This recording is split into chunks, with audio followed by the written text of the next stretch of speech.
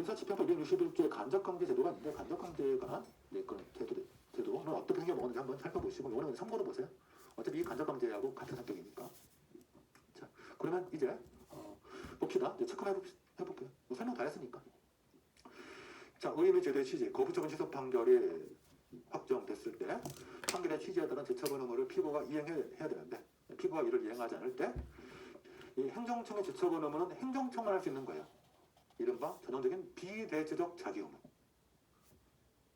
남이 대신할 수 없는 비대체적 자기 의무.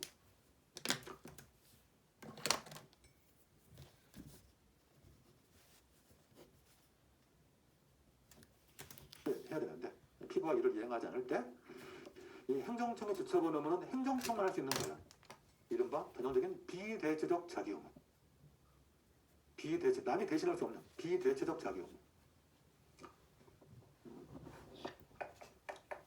비대체적 자기 의무. 그래서 이 행정청의 재처분 의무는 비대체적 자기 의무예요.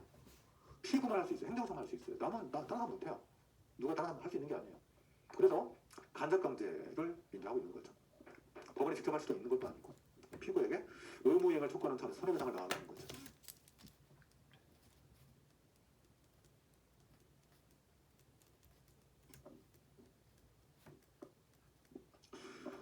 그럼 혹시 이제 민사소송법을 공부하시는 분들은 민사집행법도 조금 같이 공부하는데 그 민사집행법의 간접강제는 비대체적 자기 의무라든가 부자기 의무라든가 수의 의무 이런 것들을 이행하지 않고 있을 때 강제성이 간접강제예요. 아마 민법에서 배웠을 수도 있고 안 배웠을 수도 있고 이건 그냥 여담인데 나중에 여러분 시험 합격하시고 지금 말고 시험 합격할 때는 그냥 민법 공부 1차 할 때는 그냥 합격할 만큼 공부하면 되고 나중에 합격하신 다음에는 민법 공부 좀 제일 필요한 강남 실무에서 민법이 제일 필요할 거예요.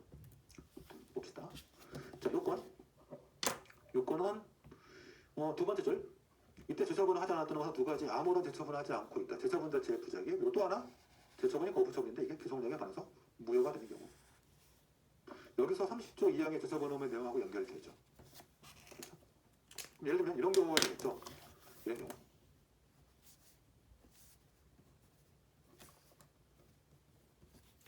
자, 거부처분 취소 판결이 확정되었는데 거부처분 이후에 법령이 변경돼가지고 바뀐 법에 따라 거부했는데 알고 보니까 경과 규정이 있었던 거예요. 그러면 바뀐 법에 따라 거부하면 안 되죠. 이 거부처분 기소력이 위반되는 거죠. 그럴 때 간접강제 신청이 인용되는 거죠. 그래서 밑에 판례가 그런 사건이에요. 아주 유명한 판례죠. 밑에 판례가. 거부처분에 대해서 취소 소송을 제기했고 취소 판결이 선고되고 확정됐는데 알고 보니까 거부처분 이후에 법령이 변경된 거예요. 바뀌어가지고 바뀐 법에 따라 행정청이 다시 거부처분을 한 거죠. 근데 가만히 그 법을 보니까 경과 규정이 있었어요. 종전의 허가 신청 중이란 정정 규정에 따른다. 말하는 경과 규정이 있단 말이죠. 있음에도 불구하고 무시하고 다시 거부한 거죠. 자, 그래서 콕스 2번 봅시다. 자, 콕스 2번 읽어볼게요. 콕스 1번은 책임 내용 그대로고 주택건설 사업계획 승인처분 거부처분 취소를 논한 판결이 확정되었음에도 불구하고 행정청이 그에 따른 재처분을 하지 않은 채 소송 계속 중에 도시계획법이 개정되었다는 이유를 들어서 다시 거부했죠. 법령 개정 이후로 다시 거부했어요. 개정된 도시계획법에 그 시행 당시 이미 개발행 허가를 신청 중인 경우에는 종전 규정에 따른 경과 규정을 두고 있으면 종전 규정에 따라 가지고 허가를 하게 되는데 새로운 법만 고려해가지고 다시 거부처분했거든요. 이 거부처분은 기소력에 반해서 무효가 될 수 있다. 기소력에 관해서 무효가 된다. 이럴 때는 간접강제 신청은 인용도 된다는 얘기죠. 이 판례를 시험 문제를 많이 내죠. 요거를.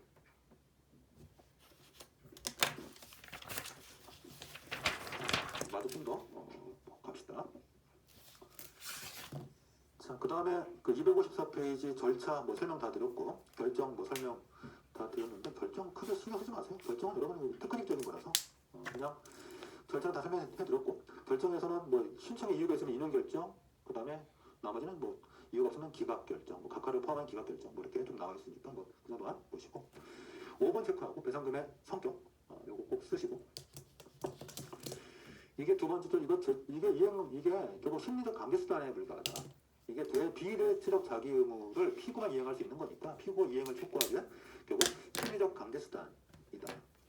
그래서 피고가 의무 이행해버리면 더 이상 배상금을 달라고 뺏어올 수 없다. 추심할 수 없다. 이거 굉장히 중요한 거죠.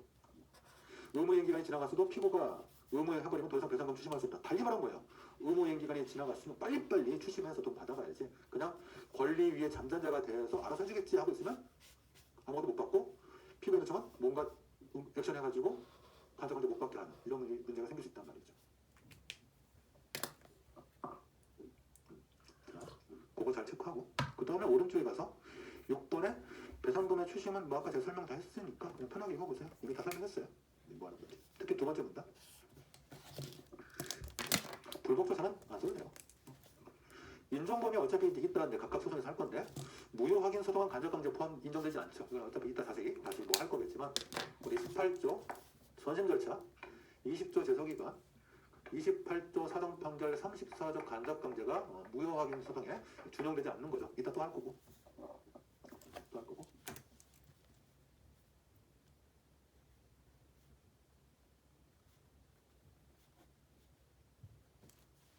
그 다음에 어차피 뒤에서 할 거니까 나번에 부작위 위법 확인 소송에서 간접강제는 허용되긴 하는데 그 내용이 좀 다를 뿐이죠. 어차피 뒤에서 따로 할게요. 자, 일단 간접강제까지 한번 쭉 훑어봤어요. 자, 그러면 이제 약간 몇 군데 연결해서 좀 이제 좀 쟁점을 좀 정리하고 갑시다. 일단 간접강제와 관련해서 30조 2항과 34조를 같이 묻는 문제 많이 물어보죠. 자, 갑이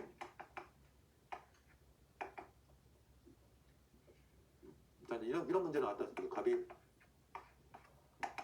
허가 신청했는데 거부당했고 취소 소송을 제기해서 취소 판결이 나왔고 확정되었는데 첫 번째 여기서 이제 처분청은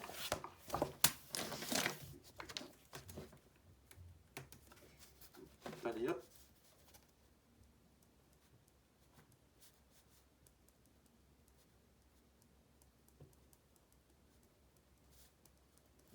이런 문제 나왔다. 갑이 허가 신청했는데 거부당했고 취소 소송을 제기해서 취소 판결이 나왔고 확정되었는데 첫 번째 여기서 이제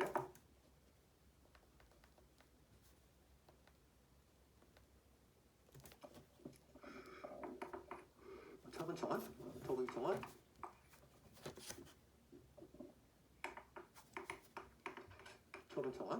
판결 확정 이후에 다시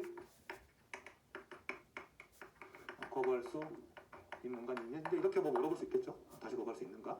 이런 식으로 물어보겠죠. 자, 그러면서 이제 문제 뭔가 디테일한 내용들이 이제 붙어 있을 거예요.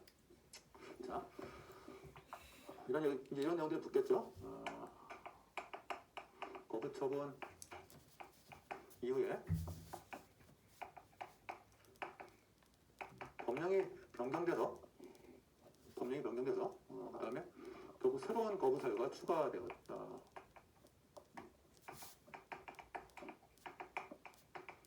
이런 거 물어보고 그다음에 그런데 이게 경과 규정이 존재하고 있더라. 이런 것들은 이제 계속 제한상을 주겠죠. 특히나 이 경과 규정의 존재는 굉장히 중요한 이제 포인트. 경과 규정의 존재. 경과 규정이 있다는 얘기는 종전에 허가를 신청했던 갑 같은 사람은 종전 규정에 따라가는 얘기죠. 새로운 규정 적용시키지 말고 이게 경과 규정, 지나가는 규정, 경과 규정. 자, 이런 문제를 이제 다시 지우지 마세요. 이런 문제를 낼 거란 말이에요. 잘 보이게. 자, 그래서 이런 제한상을 주겠죠. 이렇게 주면서 이제 처분청에 다시 거부할 수 있는가 이렇게 물어본단 말이죠. 그럼 이제 우리가 뭘 써야 돼요? 기속력 예를 쭉 써야죠. 일단 항상 기본 틀은 문제점, 사안의 해결. 그러니까 앞대가리, 마지막 정리할 거 딱 쓰고 나머지는 그냥 책에 있는 내용 그대로 옮겨 쓰는 건데 어디까지 쓸 건지 그것만 정리하면 된단 말이죠. 그래서 일단 처분청 다시 거부할 수 있는 거는 결국 기속력 위반 여부가 문제가 된다 해가지고 앞에 쓰고 그다음 마지막은 기속력 위반된다, 위반되지 않는다 이게 결론이겠죠. 그다음 말이죠. 그래서 일단 처분청 다시 거부할 수 있는 거는 결국 기속력 위반 여부가 문제가 된다 해가지고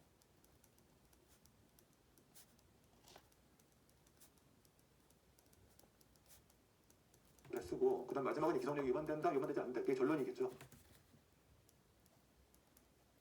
어차피 결론은 둘 중 하나겠지. 그리고 가운데는 기성력 얘기 쓰면 되죠. 기성력에 의 쓰고 뭐 여러 개 쓰면 기판력과의 관계도 쓸 수 있고 그 다음에 기성력의 범위 쓸 수 있고 기성력의 내용 쓸 수 있고 책 있는 건 이제 쭉 쓴단 말이죠. 자, 그래서 자, 이렇게 쓰면 돼요. 어려운 문제 아니고 그렇게 하면 25점대 충분히 이제 출제해서 여러분 쭉 쓰게 할 거고. 자, 결론적으로 이제 포인트는 어딘가요? 우리가 포인트 잡을 것은 거부 처분 이후 법령이 변경됐으니까 원칙처럼 바뀐 법에 따라 다시 거부할 수 있는데 이 경과부정 요런이 문제죠. 요런이 문제죠. 자, 그래서 이 경과부정 때문에 다시 거부할 수 없는 거죠. 다시 거부할 수 없고 다시 거부하면 취소 판결의 기성력에 반하여 기성력에 반하면 뭐죠? 무효가 된다. 이게 이제 일단 결론이죠. 여기. 만약에 경과 규정이 없는 문제가 출제되면 경우 수를 나누면 돼요. 출제자가 경과 규정을 만약에 전혀 언급을 안 했다. 저라면 나눌 거예요. 법령 개정됐는데 경과 규정이 없다는 게 되게 이질적인 현상이니까 나라면 가정할 거예요. 거부 처분 이후 법령이 변경됐다. 여기까지만 나와서 뭐 새로운 거부사를 추가됐다. 요것만 나오고 경과 규정 얘기 안 나오면 여러분은 가정하세요. 경과 규정 있을 때 없을 때 나누면 양쪽 다 답을 쓰고 양쪽 다 계속 문제를 풀면 되니까. 어렵지 않으니까. 항상 중요한 힌트가 빠졌다라고 생각되면 그거를 있는 경우 없는 경우 나눠서 써가지고 여러분 실력을 보여주면 된다는 거죠.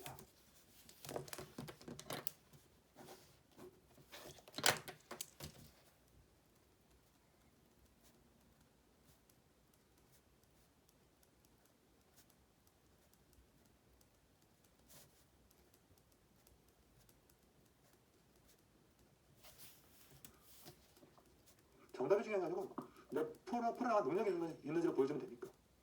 지금은 제가 있다고 존재했으니까, 자 가정했으니까 이렇게 답이 나오겠죠. 그리고 기성력에 위반되면 무효인 처분이죠. 무효인 처분.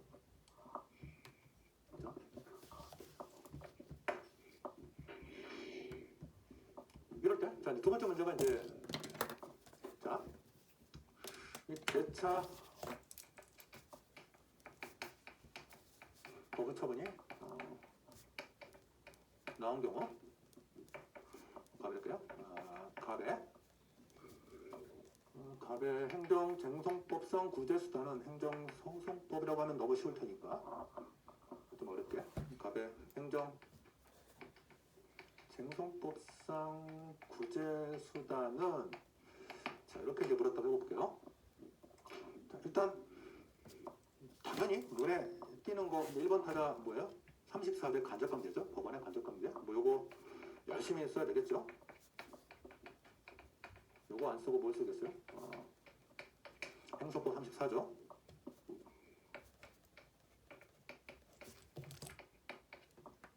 간접관계 열심히 쓰겠죠? 많이 쓰세요. 그냥 간접관계는 시험에 나오면 그냥 최대한 쓸 수 있는 만큼 많이 쓰세요. 그 법조문도 되게 꼼꼼하니까 법조문에서 우리가 알 수 있는 게 되게 많아요. 아까 제가 읽으면서 설명해 드렸잖아요. 그런 거를 최대한 쓸 수 있는 만큼 많이 써요. 많이. 이거 많이 안 외워도 법조문에 힌트가 되게 많다고요. 뒤에 있는 본문에 있을 내용들이. 공부하다 보면 외워질 거예요. 외워져요. 믿어요. 믿고. 반복해서 보다 보면 법조문하고 책을 계속 매치하다 보면 쓸 게 되게 많아요. 최대한 많이 써요. 자, 간접관계 어떻게 될 것 같아요? 신청하면? 간접관계 신청하면 인용되겠죠? 요건이 충족되니까 간접관계 신청할 수 있는 요건이 충족되죠? 인용되겠죠? 인용될 것으로 예상이 돼요. 인용될 점 나올 것 같아요. 자, 그 다음에 자, 대처분을 이행하지 않고 거부처분 나왔다. 그래가지고 이에 대해서 우리가 뭐 거부처분에 대한 뭐 취소 심판이나 또는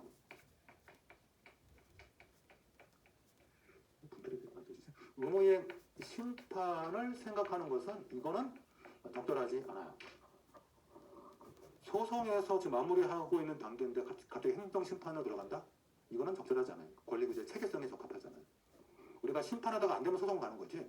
소송하는 도중에 소송에서 마무리 안 되니까 심판으로 다시 들어간다? 이건 있을 수 없는 일이에요. 권리구조 체계성. 항상 심판은 뭐? 앞단계. 소송의 앞단계. 그래서 이거 안 써도 되고 굳이 쓴다면 지금 행정소송에 의해서 지금 권리구제가 마무리되어가는 단계인데 심판을 한다는 것은 체계 적합성에 부합하지 않는다.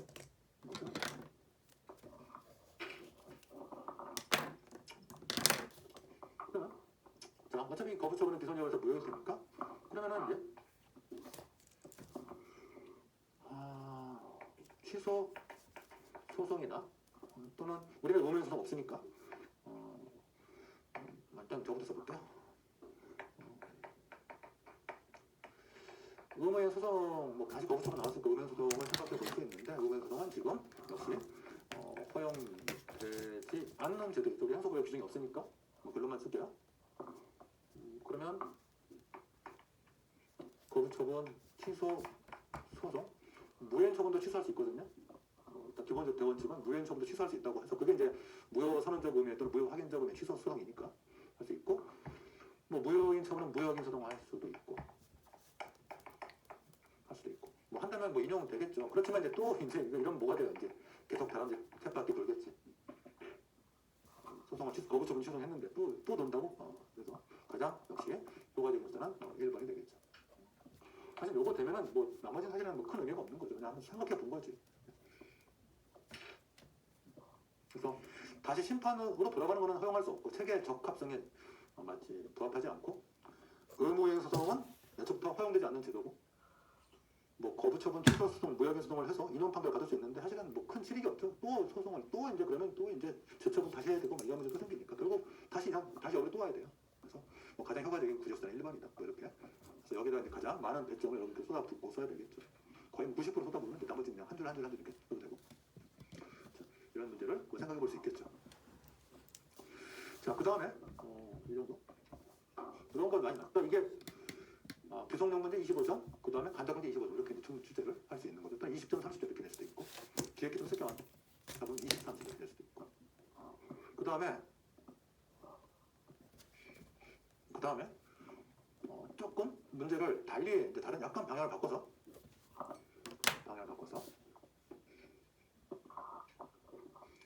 이런 문제를 생각해 볼 수도 있죠.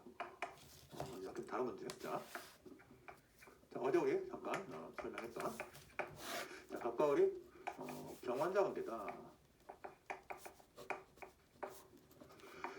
을이 허가를 받았고 갑은 못 받았다. 자, 그래서 각각 물어보는 거예요. 그래서 이제 5만 가지 물어볼 수 있겠죠. 이런 경우에 이제 큰 틀에서 두 가지죠. 갑이 거부처분 취소 소송할 수도 있고, 저 허가처분 취소할 수도 있고, 그때 이제 소송 요건이라든가 뭐 소송 참가라든가. 자, 그래서 각각 물어보는 거예요.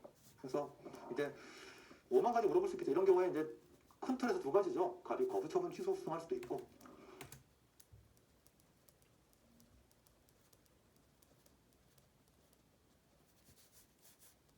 저 허가처분 취소할 수도 있고, 그때 이제 소송 요건이라든가 뭐 소송 참가라든가 여러 가지 낼 거 많죠. 그 앞에다가 이제 뭐 두 가지죠. 갑이 거부처분 취소 소송할 수도 있고, 저 허가처분 취소할 수도 있고, 그때 이제 소송 요건이라든가 뭐 소송 참가라든가 여러 가지 낼 거 많죠. 그 앞에다가 이제 뭘 낼지 모르죠. 다 열심히 써놨다 치고, 자 일단 우리는 이제 마무리 과정에서만 볼게요. 자 그래서 일단 갑이 자, 이 거부처분 취소 소송을 제기해서 취소 판결이 선고되고 확정되었다. 자, 그러면 이제 뭐의 문제? 재처분 의무가 생기는데 몇 조? 30조 2항의 재처분 의무죠. 30조 2항의 재처분 의무죠. 거부처분 취소 판결은 30조 2항. 이 재처분 의무. 그래서 이거 누구한테 하는 거예요? 갑에게 재처분을 해야 되죠. 원고인 갑에게 재처분을 해야 되죠. 그리고 이 재처분 의무를 이행하지 않을 때 불이행 시 이제 법원에 간접 강제를 신청할 수 있죠. 34조에 있죠. 재처분 의무를 이행하지 않았다는 것은 두 가지. 아무런 재처분을 하지 않은 경우 또는 재처분이 앞서 문제처럼 취소 판결에 기소력에 관해서 무효가 되는 경우 두 가지. 일단 이렇게 1달러 내고 자, 세부적으로 좀 더 들어가면 재처분 의무를 갑한테 이행하는데 재처분 의무의 내용은 뭘까요? 다시 거부할 수도 있고 인용할 수도 있고 만약에 다시 거부한다면 을에게는 허가처분이 계속 유지가 될 거고 만약에 갑에게 인용처분, 허가처분 된다면 을의 허가는 직권 취소하고 다시 거부할 수밖에 없겠죠. 이렇게 연결되는 거죠. 둘은 양립할 수 없는 관계니까. 을의 허가는 직권 취소하고 다시 거부할 수밖에 없겠죠. 이렇게 연결되는 거죠. 둘은 양립할 수 없는 관계니까. 자, 두 번째, 거부 처분이 아니고 의뢰에 대한 저 허가 처분에 대해서 취소 소송을 제기할 수도 있죠.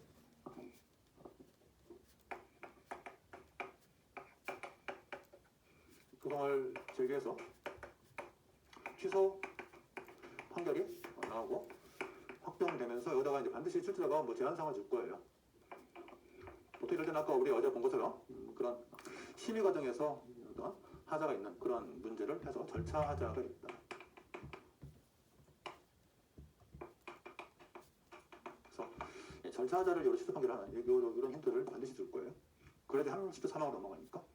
자, 절차 하자를 이유로 취소 판결을 했다. 어제 그 설명했던 그 전남대학교하고 그 다음에 조선대학교 사건을 한번 기억해 보세요. 자, 재처분 의무가 인정되는데 이때는 30조 사망에 따른 재처분 의무죠. 30조 사망에 따른 재처분 의무죠. 거부추 왜냐하면 제3자 행정행위에 절차상의 하자가 이유가 있으면 취소송을 제기해서 취소 판결이 선고됐을 때는 30조 사망에 따른 재처분 의무고 이건 누구한테 이행을 해야 돼요? 이거는 의뢰에게 이행을 하죠. 그래서 의뢰한테 다시 허가를 내준다면 결국 갑은 또 거부당하는 거고 재심사 후 의뢰 허가를 거부할 거라면 갑은 허가를 받겠죠. 그래서 제가 어제 말씀드린 것처럼 이렇게 경원자 관계에 서 있으면 사실은 원고 갑은 소송 유형을 선택할 수 있는 거예요. 위의 경우냐 아래 경우냐 자기가 선택해서 어떤 경우로 가든 같은 결과가 나오게 될 거예요. 그것 때문에 30조 사망을 만든 거니까. 자, 그런데 이제 우리의 관심은 이제 요거 마지막 관심은 요거.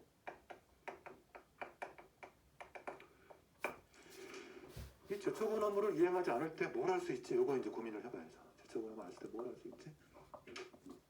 이 간접관계가 가능할 건가 가능하지 않을 건가? 이거 고민을 해봐야 돼. 왜냐면 34조가 30조 이항의 경우에라고 했기 때문에. 그래서 이거는 딱히 아직 판례는 없어요. 그래서 열려 있는 답안이에요. 간접관계가 된다고 써도 되고 안 된다고 써도 돼요. 만약에 간접관계가 가능하다. 열려놨으니까 간접관계가 가능하다는 견해를 만약에 여러분께서 택할 거라면 논거를 찾아봐야 되는데 논거가 가장 확실한 논거가 행정심판법 49조 4항이에요. 갑자기 논거를 찾아봐야 되는데 논거가 가장 확실한 논거가 행정심판법 49조 4항이에요.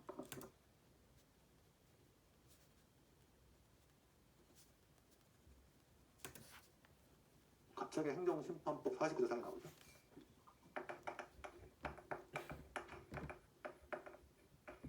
아직 안 배웠으니까 뭐 내일 어떻게 보면 알 텐데 행정심판법 49조 사항이 뭐냐면 30조 우리 행소법 30조 3항하고 똑같아요. 이 내용이 행시법 49조 사항이 행정심판법 49조 사항이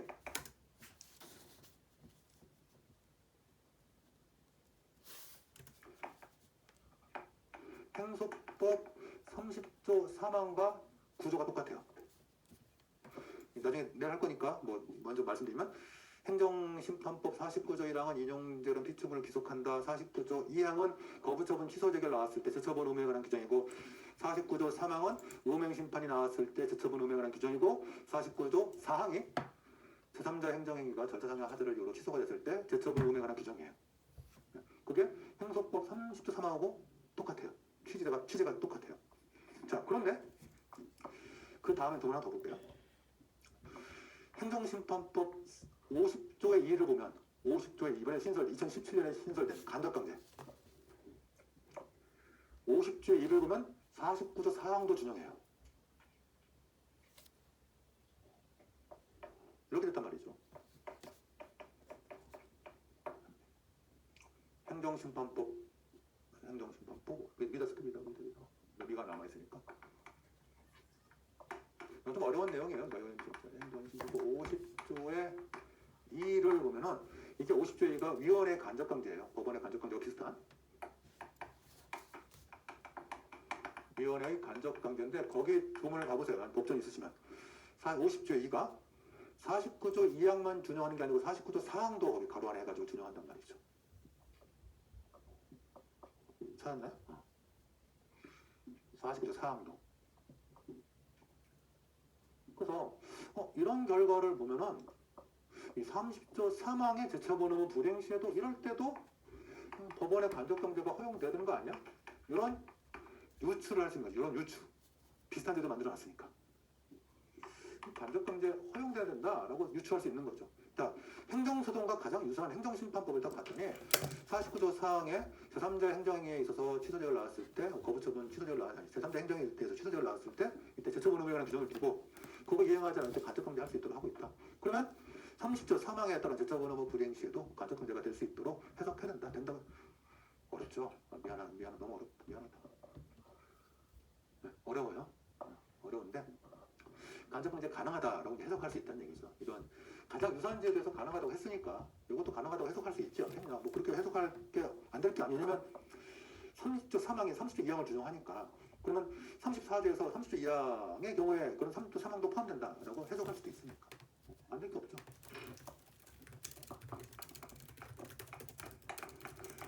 불가능하다는 견해는 뭐라고 할까요? 행소법 34조는 형소법 30조 2항에 형소법 34조는 30조 2항의 제처분 의무를 이행하지 않았을 때만 간접경제 가능하다. 형소법 34조는 아니고 34조의 제목을 봐라.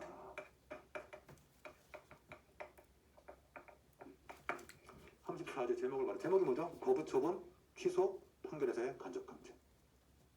이건 지금 거부처분 취소 판결이 아니잖아. 간접경제 못하는 거지. 제목을 봐라. 그래서 여기가 지금 사실 입법적으로 불비라서 빠져 있어가지고 여기 문제예요. 다시 30조 3항의 제처분 의무 첫 번째 중요한 거 원고인 갑이 아니고 제3자인 을한테 한다는 거. 이거 첫 번째 제일 중요하고 그렇지만 그게 뭐 큰 차이가 있는 건 아니죠. 갑한테 인용 처분하면 을은 거부당하고 말도 마찬가지죠. 갑한테 인용하면 을은 거부당하고 을한테 인용하면 갑은 거부당하고 결국 결부되어 있기 때문에 사실 어떤 경우도 간에 똑같은 결과는 아니에요. 차이가 나는 게 여기랑 간접경제가 직접 적용되는 경우라 여기랑 규정이 없어 비어있거든요. 그래서 규정이 없음에도 불구하고 적용된다고 해석할 수도 있고 행정심판법 가니까 비슷한 집에서 간접경제가 허용시키네. 여기도 허용시켜야지. 무슨 소리? 34조 제목 봐라. 거부처분 취소 판결의 간접경제. 안 되는 거다. 좁게 봐야 된다. 좁게 보자 넓게 보자. 충분히 있을 수도. 판례는 없어요. 판례는 없어요. 판례가 있으면 더 좋겠는데 판례가 없어요. 그래서 이런 것들이 이제 좀 특수하게 우리가 좀 여기서 생각해봐야 될 아주 좀 어려운 상당히 난이도가 매우 높은 제가 판례가 없는 건 책에 잘 안 쓰거든요. 왜냐면 잘못하다가는 자칫하다가는 좀 오해를 할 수 있을까 그래서 일단 강의로만 설명을 해드리는 부분이에요.